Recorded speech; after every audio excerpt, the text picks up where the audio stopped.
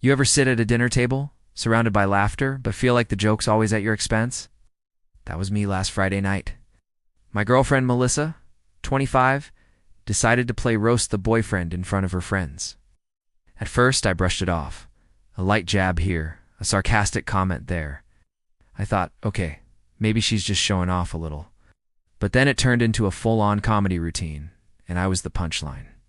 "Cat got your tongue, babe," she teased, smirking, while her friends giggled. He gets so quiet when he's out of his comfort zone. Everyone turned to look at me, waiting for a reaction. I just smiled politely, nodded, and went back to my drink. On the surface, I looked calm. Inside, though, something shifted. I wasn't angry. Anger would have given her what she wanted. I was observant, detached. Instead of clapping back, I reached into my jacket pocket and pulled out my phone. Not to text, not to scroll, to take notes. That's when Melissa laughed again, louder this time. Oh my God, he's literally writing this down. "What, you gonna start a diary?" The table erupted. My ears burned, but I didn't flinch. I just typed calmly, jotting down every comment she made. Every jab, every dig, word for word. Her friends glanced at each other, so the laughter started to feel awkward, almost forced. But Melissa kept going, like she couldn't stop herself. By dessert, I had a list of insults long enough to fill a page. I put my phone away, thanked everyone for the evening, and walked Melissa home. She was still buzzing from being the star of the night, completely oblivious. "You're such a good sport," she said, kissing me on the cheek before heading upstairs. I smiled. Always. But inside, I knew something had shifted forever. Those notes weren't just words, they were receipts. A record. Proof. Melissa thought she'd embarrassed me, silenced me. What she didn't know was that she'd just handed me the sharpest weapon I could use. And the next time we went out together, I made sure she learned that lesson the hard way. The morning after that dinner, Melissa acted like nothing had happened. She curled up on the couch, sipping her iced coffee, scrolling through TikTok while I sat at the table rereading my notes. Every insult stared back at me like a flashing neon sign. "Cat got your tongue?" He gets awkward when he's not the smartest in the room. He's basically my second child, always needing guidance. At the time, I'd smiled through it. But now with those words written out, they felt heavier. It wasn't playful teasing, it was humiliation. And the worst part, she enjoyed it. Melissa leaned over the back of the couch. "What you're working on?" she asked sweetly. I slid my phone screen down. "Oh, just notes," I said casually. She smirked, not even realizing the storm she'd brewed. "You and your little notes. Such a nerd." She laughed and went back to her scrolling. That laugh. I'd heard it too many times, sharp, dismissive, always at my expense. Something snapped in me. That was the moment I decided I wasn't going to let it slide. But I wasn't going to yell. I wasn't going to stoop. I was going to be deliberate, calculated. If she wanted to put me on display in front of her friends, fine. I'd return the favor with interest. The opportunity came faster than I expected. One of her friends texted her later that week. "Drinks again Saturday? Same group?" Melissa squealed, running into the room. "Babe, they want us to come out again, round 2. I smiled slowly. Of course, I wouldn't miss it. She kissed me on the cheek. "See, that's why I love you. You never get mad at my jokes. You're such a good sport." Good sport, right? That week, I prepped. I didn't just have notes, I had material. Every insult she'd thrown at me, I polished into a perfect counterpunch. But not mean-spirited. No, that would have been obvious. My goal was precision, humor with teeth. And to make sure the timing was flawless, I practiced. In the mirror, in the shower, even driving to work. When Saturday rolled around, Melissa was buzzing with excitement. She spent 2 hours getting ready, slipping into another one of her show-stealing dresses.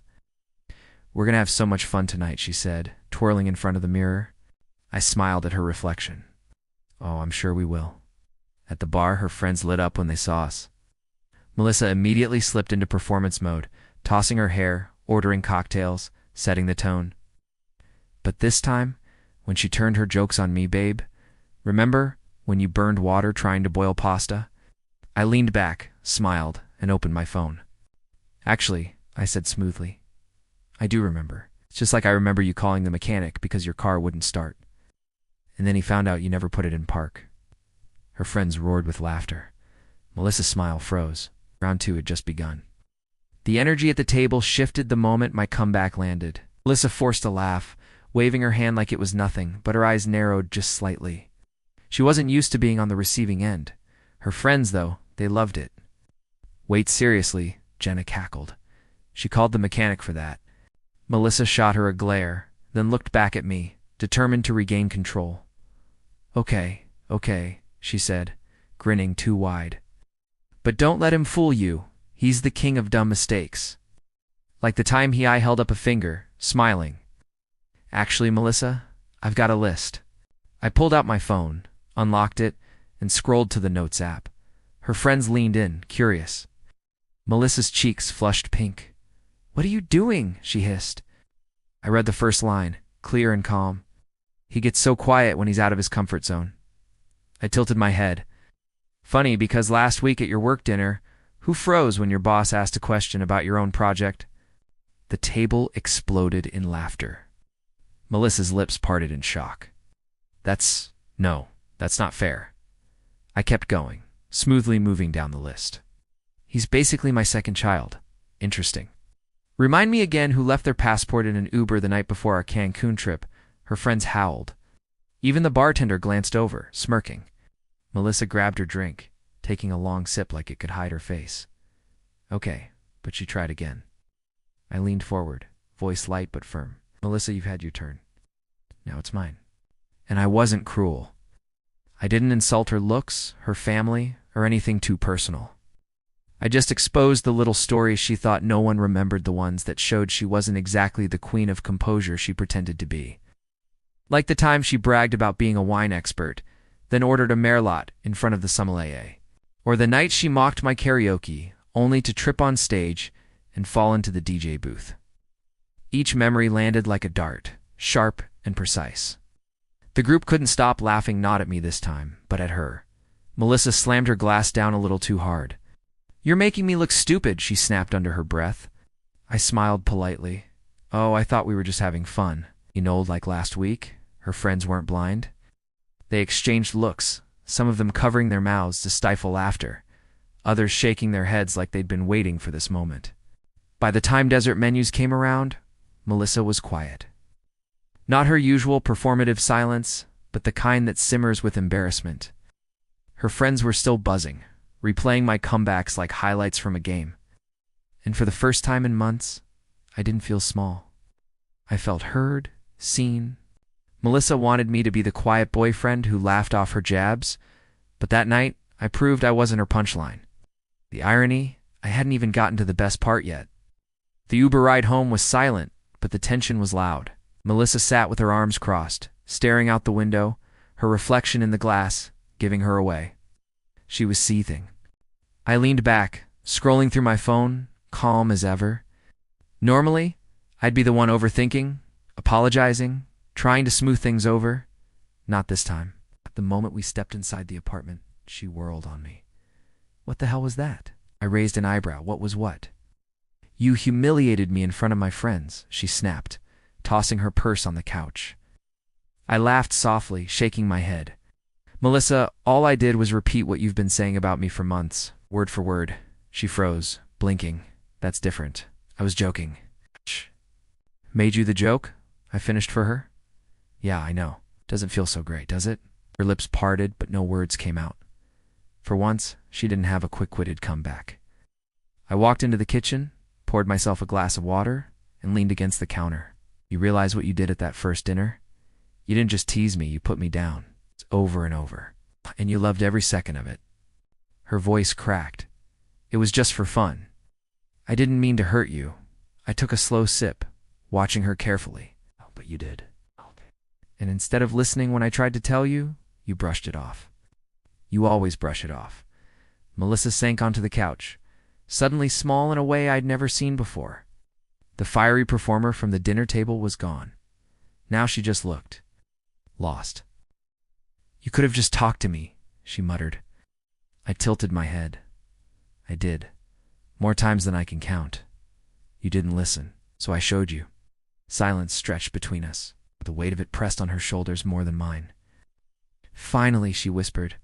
They're never going to look at me the same way again. I shrugged. Maybe they shouldn't. Maybe it's time they saw who you really are when the spotlight's not on you. She buried her face in her hands, groaning. God, they're probably still laughing about it right now. Probably, I said honestly. And you know what? I don't feel bad about it. Not even a little. Her hands dropped, eyes glassy with tears she was trying hard to hide. So what? You just wanted to get even with me?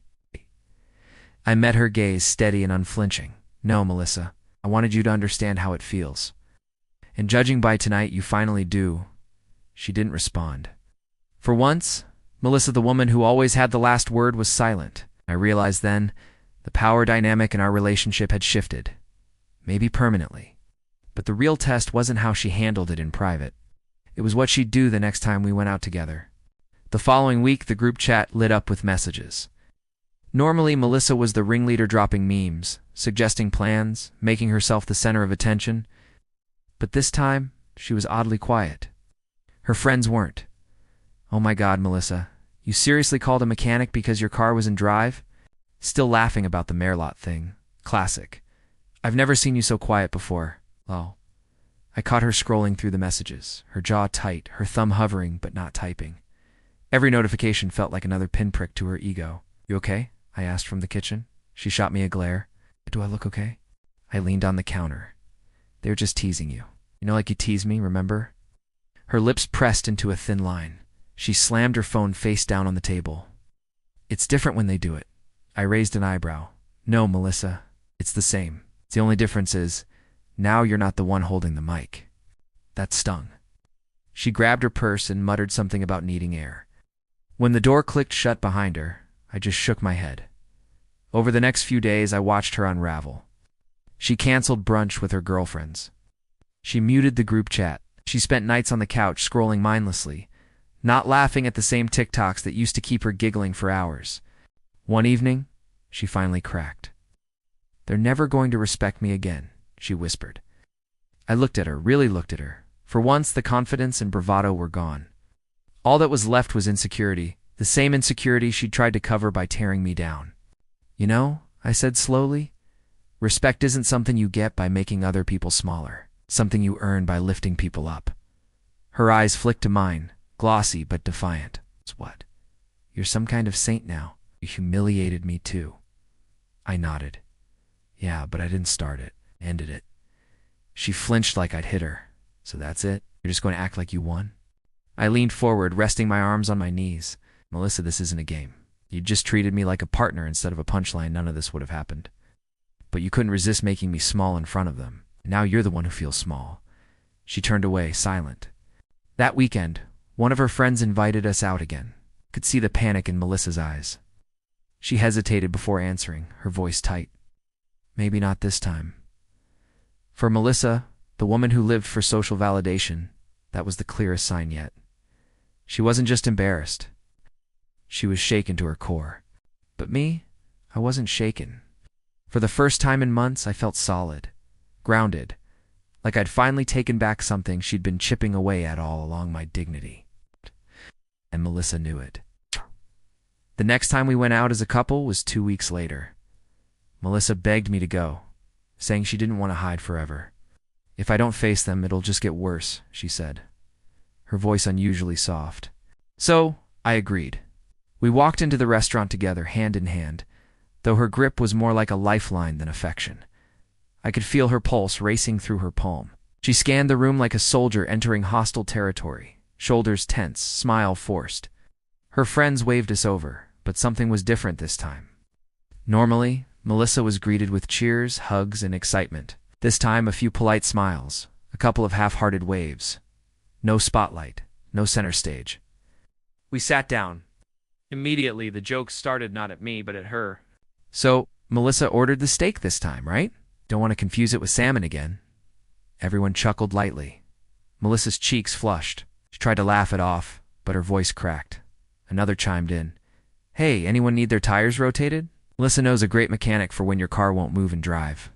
The table erupted in laughter. Except for Melissa. She froze. Her fork trembled in her hand. I reached out, gently placing my palm over hers to steady it, but she jerked away. The very public confidence she used to weaponize had evaporated. Tears welled in her eyes, and suddenly she snapped. "Enough, just enough, okay? I get it. I was wrong. I screwed up. Happy now." The table fell silent. Our friends exchanged awkward glances. The air felt heavy, the kind of silence that follows an explosion. Melissa pushed back her chair and stormed toward the door. I followed her outside, catching up as she fumbled with her purse. Her face was streaked with mascara, her breath sharp and uneven. "This is your fault," she hissed, voice trembling. If you hadn't, I interrupted softly. "If I hadn't held up a mirror." "Melissa, they're not laughing because of me. They're laughing because of how you treated me. They're just giving it back to you." Her lips quivered, but she had no comeback. For the first time, Melissa was completely speechless. We stood there under the neon glow of the restaurant sign, people passing by without a clue about the storm unraveling between us. Finally, she whispered, "I don't know how to fix this." I sighed. "Start by listening. By respecting the people closest to you instead of mocking them. And if you can't do that, then maybe we don't work." Her tears spilled freely now. For a second, I almost felt sorry for her. Almost. That night I drove home alone. Melissa texted a half apology, but it felt hollow, like she wasn't sorry for what she did, just sorry for how it came back to bite her. In me, I realized something. For months, I thought I needed to tough it out, to endure the little digs and public humiliations just to keep the peace. But the truth was, peace doesn't come from silence. It comes from standing up, even if your voice shakes. Melissa had her meltdown, I had my clarity. And that clarity was worth more than any apology she could ever send. If you've made it this far, go ahead and hit the like button, subscribe, and share your thoughts in the comments.